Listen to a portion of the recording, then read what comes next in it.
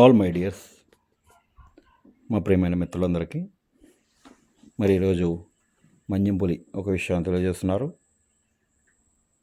మరి మొన్న జరిగిన నీట్ ఎగ్జామ్, మే 3న జరిగిన నీట్ ఎగ్జామ్ మరి క్యాన్సిల్ చేయటం జరిగిందని అనౌన్స్మెంట్ చేశారు.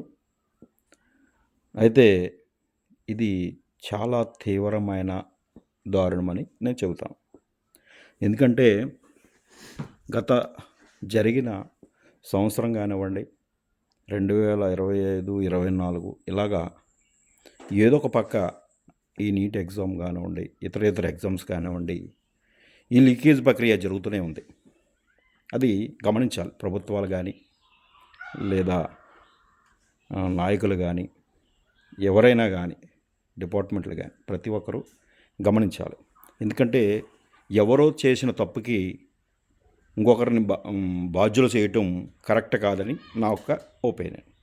ఎందుకంటే దాదాపు 24 లక్షల మంది మరి మన దేశవ్యాప్తంగా మరి స్టూడెంట్స్ రేయనక పగలనక నిద్ర లేక వారి టెన్షన్తోటి ఎంతో స్ట్రెస్ తీసుకుని ఏమీ తిండి కూడా తినకుండా చాలామంది మరి నీటికి ప్రిపేర్ అయ్యి మరి ఎగ్జామ్కి వెళ్ళారండి.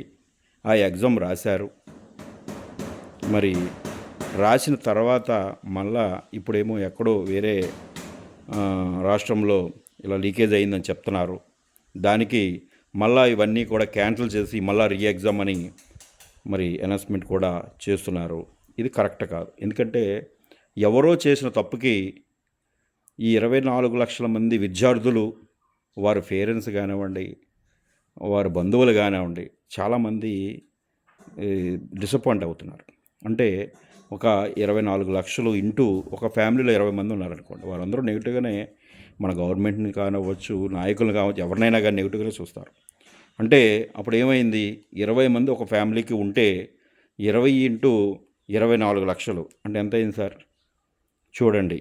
అంటే దాదాపు 5 కోట్ల మంది జనాభా వ్యతిరేకత ఎదురయ్యింది.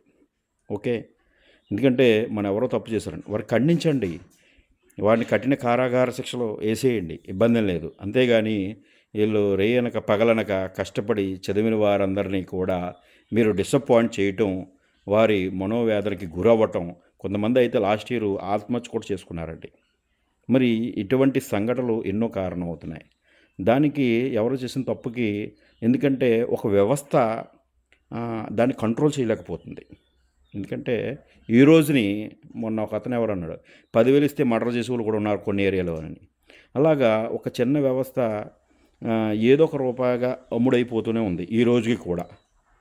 అంటే అర్థం ఏంటి, ఎక్కడో దుక్కుని జరుగుతూనే ఉంది. ఇది మరి ఇండియా వైడ్ అయినప్పుడు మరి ఖచ్చితంగా ఏదో పక్కన జరుగుతూనే ఉంటుంది. ఏదో బయటకు వచ్చింది కాబట్టి మీకు లీకేజ్ కింద కనిపించింది. మరి బయటకు రాకుండా మరి చాలామంది లీకేజీలు అయినవి ఉన్నాయి, అవి మీకు కనపడదు. ఓకే, ఏదేమైనా జరిగింది, మనం ఏం చేయలేం. ఎక్కడైతే జరిగిందో ఆ ఏరియాని మీరు క్యాన్సిల్ చేయండి, లేదా ఆ యొక్క జిల్లాని క్యాన్సిల్ చేయండి.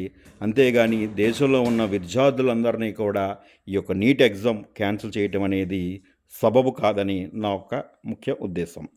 ఎందుకంటే మనకి ఎంతో నీట్ ఎగ్జామ్ అంటే చిన్న ఎగ్జామ్ ఏం కాదు సార్, చాలా కఠినమైనది, కష్టమైనది, చాలా తీవ్రమైనది కూడా.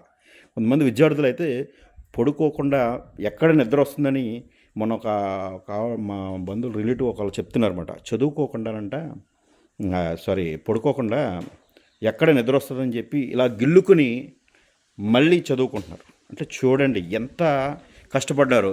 మరి వారందరూ బాధలు మనం ఆలోచించి అర్థం చేసుకొని మరి ఈ యొక్క క్యాన్సిలేషన్ని ఎత్తివేసి మరి దీన్ని ఎగ్జామ్ని యాక్సెప్ట్ చేసే విధంగా మరి మన ప్రభుత్వాలు కానివ్వండి, నాయకులు కానివ్వండి, అందరూ సహాయ సహకారాలు అందించి మరి విద్యార్థుల మనోవేదన గురవ్వకుండా మనం అందరం కాపాడే బాధ్యత పౌరులుగా మనందరి మీద ఉంది ఖచ్చితంగా కూడా. ఎందుకంటే ఎవరి పిల్లలకి జరిగితే వారందరూ కూడా మరి ఇబ్బంది పడే పరిస్థితి. ఈ రోజుని హైకోర్టుకి వెళ్ళే దాకా వచ్చారు స్టూడెంట్స్ అంటే అది ఎంత ఇబ్బందికరంగా వాళ్ళు ఫేస్ చేశారనేది మనం చూసుకోవాలి. దయచేసి ఎందుకంటే ఒక నీట్ ఎగ్జామ్ రాసిన తర్వాత మళ్ళీ పెడితే మళ్ళీ రాస్తారు కదా, మళ్ళీ వస్తాయి కదా అని అనుకోవచ్చు. అదంతా ఈజీ కాదండి. ఈ రోజుని డాక్టర్ అయిన వాడు కూడా, ప్రాక్టీస్లో ఉన్నవాడు కూడా నీట్ ఎగ్జామ్ పెట్టండి, ఎంతమంది డాక్టర్లు వస్తారో చూస్తాను నేను, మళ్ళీ ఎంతమంది పాస్ అవుతారో చూస్తాను నేను. అది అవ్వదు సార్. ఒక డాక్టర్ ప్రాక్టీస్లో ఉన్నవాడు మళ్ళీ నీట్ ఎగ్జామ్ రాస్తే మళ్ళీ పాస్ అవ్వడు సార్. అది కష్టం సార్.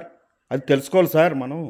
అటువంటిది ఒక విద్యార్థులు ఇబ్బంది పెట్టి మళ్ళీ రాస్తాడు అనుకుంటే అది మన భ్రమే అనుకోవచ్చు. ఎందుకంటే ఇందులో బాగా రాశాడండి, ఏదో కొంచెం అతనికి చదువుంది వచ్చింది అనుకోండి లక్కీగా, మళ్ళీ ఇంకొక దాంట్లో మీరు కఠినంగా పెడతారు అంటే రీ ఎగ్జామ్ అంటే ఖచ్చితంగా పెడతారు.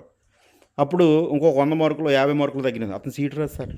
ఆల్రెడీ లాంగ్ టర్మ్ తీసుకున్న వాళ్ళు 3 ఇయర్స్ 4 ఇయర్స్ నుంచి రాస్తూనే ఉన్నారు, ఇప్పటికీ కూడా వాళ్ళు ఇప్పటికీ కూడా సీట్ రాలేదు.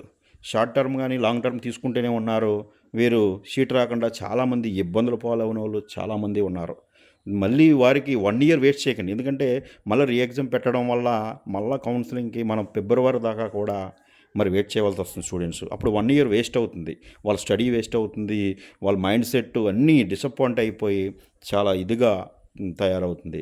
దయచేసి అర్థం చేసుకుని మరి నీట్ ఎగ్జామ్ని యాక్సెప్ట్ చేసి ముందుకు వెళ్ళవలసిందిగా మన ప్రభుత్వాలని, మన మిత్రులందరినీ కూడా దయచేసి మీ యొక్క అందరికీ కూడా, ఎవరో ఒక పాప ఇబ్బంది పడితే మనందరం సహాయ సహకారాలు చేసాం ఒక పాపకే, అటువంటిది 24 లక్షల మంది ఇబ్బంది పడితే మనందరం సహాయం చేయలేము సార్.